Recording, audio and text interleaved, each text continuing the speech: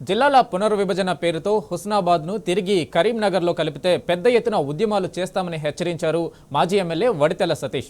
త్వరలో జరగబోయే మున్సిపల్ ఎన్నికల ప్రచారాన్ని ఆయన ప్రారంభించారు.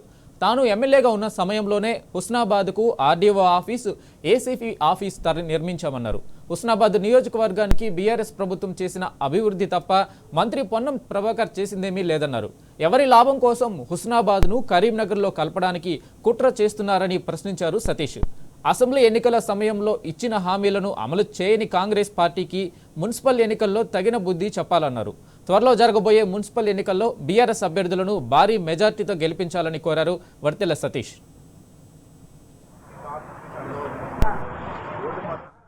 హుస్నాబాద్ మున్సిపల్ ఎన్నికల్లో కూడా మరి ప్రచార భాగంగా ఈరోజు మరి మెయిన్ రోడ్లో ప్రారంభించడం జరిగింది. ప్రతి వ్యవసాయ దుకాణాలకు వెళ్ళి మరి కాంగ్రెస్ ఇచ్చిన హామీలకు మనకి ఇప్పుడు రావాల్సిన డబ్బులు ఎంత ఉన్నది ఏంటనేది అందరూ కూడా వివరించి చెప్పేసి రేపు ఎన్నికల్లో కూడా మరి ఇంత హామీ ఆల్రెడీ కాంగ్రెస్ మన బాకీ ఉన్నదని బాకీ కార్డుని ఇవ్వడం జరుగుతున్నది. ప్రతి ఒక్కరు కూడా చెప్తున్నాం ఇంత బాకీ ఉందని చెప్పి.